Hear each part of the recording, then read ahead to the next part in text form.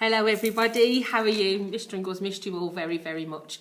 Mr. Davis asked me to do this before and I was like, no, I can't do that, but I've given in, so here goes. This is the first chapter of Krindklrax by Philip Ridley.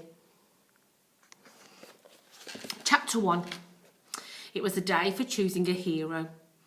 All the week before, Ruskin Splinter School, St George's, had been casting its end-of-year play and only the role of hero remained.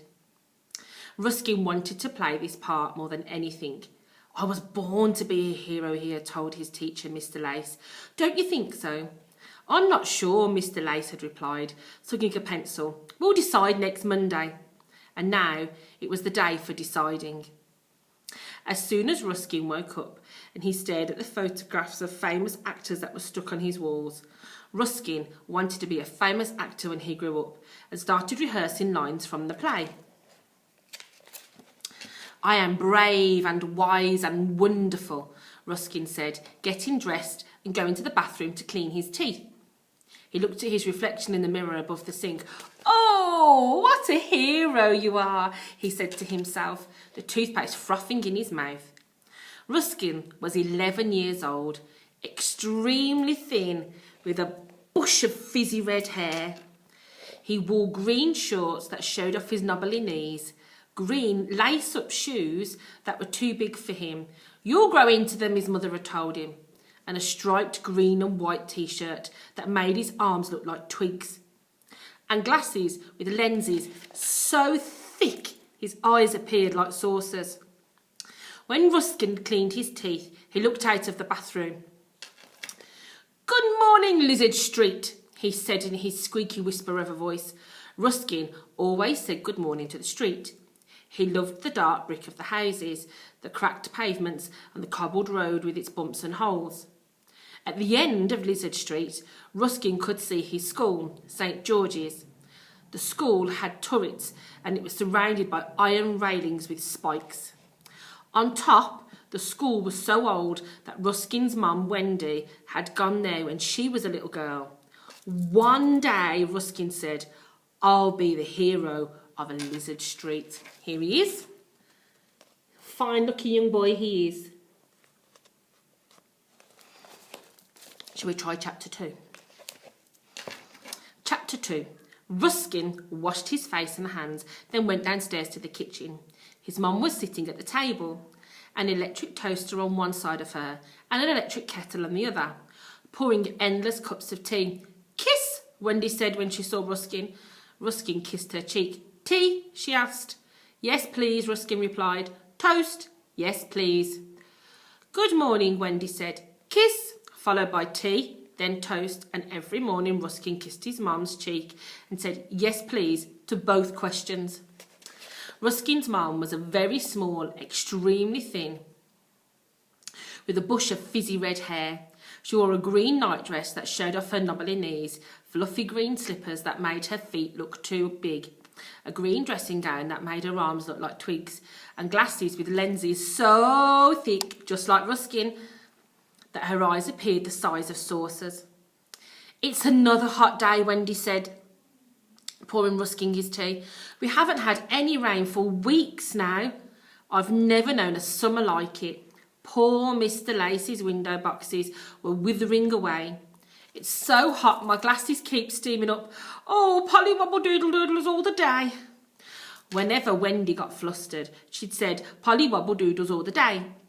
Once, for example, she had no bread to make toast and really panicked. She ran around the house crying, "No toast without tea, a Polly Wobble Doodle days. What shall we do? Toastless tea, Polly Wobble Doodle all the day." It was left to Ruskin to go to Mrs Walnut's shop and buy a loaf of bread. Since then, Ruskin's house has always been well stocked with bread and tea bags, because that's another thing Wendy cannot live without. Some of the bread turns green and mouldy and has to be thrown away. But at least they are never without their buttery slices of toast and marmalade, or toast and baked beans, or toast and scrambled eggs, or poached eggs, or fried eggs. Ruskin looked at his mum as she prepared his breakfast. "If you're too hot," Ruskin told her, "you should take your slippers off." Wendy looked at Ruskin shocked. Take my slippers off, she gasped, spreading marmalade on her toast. Don't be silly. I wouldn't feel dressed without my slippers on. What if we had a visitor and I opened the door in my bare feet? They'd see my toenails and the soles of my feet. Oh, what a thought, Ruskin. It makes me say Polly Wobble Doodle all the day, just thinking of it. But we never have any visitors, Ruskin remarked. No one ever knocks on our door. Wendy put fresh slices of bread into the toaster. What about Sparky? She asked. I'm not friends with Sparky anymore, Ruskin replied. You know that. Oh, it's too easy for arguments, Wendy muttered. Just eat your toast. Children, I'm really sorry. Mr. Lambert's trying to disturb Miss Drumgle while she's recording for you. I'm really sorry. Ruskin nibbled his toast, mumbling, I am brave and wise and wonderful and handsome, tall and covered in muscles, with a voice like thunder. Excuse me, Wendy interrupted, but what's that you're twittering on about? It's the hero's speech, Ruskin explained, from the play we're doing at school. I've been telling you about it for weeks. Remember? No. Mr. Lace found the play buried in the back of his garden. Remember? No. But it's all I've been talking about every breakfast and every tea time. Well, why don't you tell me again and see if it rings any bells? Ruskin took a deep breath and began. The play is about a village that's been pestered by a dragon. The dragon lives in a cave, and every night it comes out and digs up the pathways and burns the farmer's vegetables and cracks planks of wood on top of it. Until one night a boy does battle with the dragon and throws a golden penny in its mouth. And Ruskin was about to add that the village in the story was supposed to have been on the same site as Lizard Street is now. That's why our street is called Lizard Street in the first place, and why the pub at the end of the street is called the Dragon and the Golden Penny. But he didn't have a chance because his mum interrupted again. And you want to play the hero, she asked. That's right, Ruskin replied. Let me hear that speech one more time. Ruskin took a sip of tea, coughed to clear the crumbs from his throat, and began. I am brave and wise and wonderful and handsome and tall and covered in muscles with a voice like thunder. I don't want to interrupt again, Wendy said, interrupting again. But I just want to say something. If you have to, Ruskin said irritably. Well, I'm not sure you're perfectly suited for that part, dear. What do you mean? Just listen to what you're saying, Wendy told him, biting into her slice of toast. I mean, I'm sure you're brave and wise and wonderful, but I'm not sure you pass for all the other things.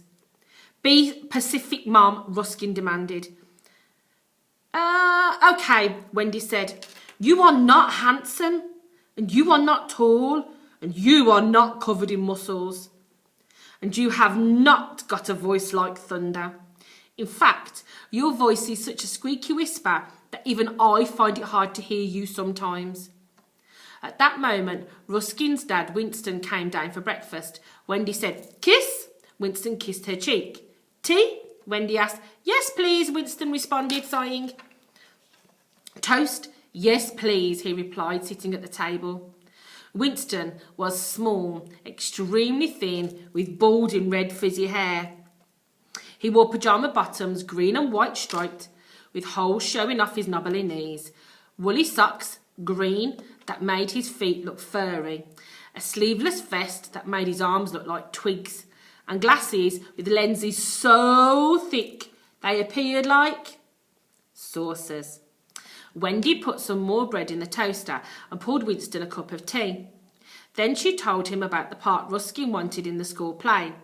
What does a hero look like? Winston asked. Handsome, Wendy informed him.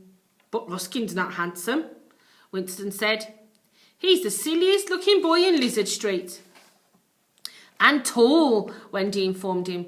But Ruskin's not tall, Winston said. He's the smallest boy in Lizard Street. And covered in muscles. But Ruskin's got no muscles anywhere, Winston said. And with a voice like thunder, Wendy finished. But Ruskin's voice is just a squeaky whisper, Winston remarked. Then looking at his son, he continued, You can't possibly play the part of the hero. People will just laugh at you. The toast popped out of the toaster. Wendy put some more bread in, then buttered the toast. But I want to be the hero, Ruskin said. We all might want to be heroes, Winston said, but we're not all going to be. You know my motto? Don't interfere. Heroes have to do a lot of interfering. You know your trouble, Ruskin said, pointing at his dad. Low self-image. Suddenly, there was a loud crash. The kitchen window smashed. The football landed on the table right in the middle of the toast.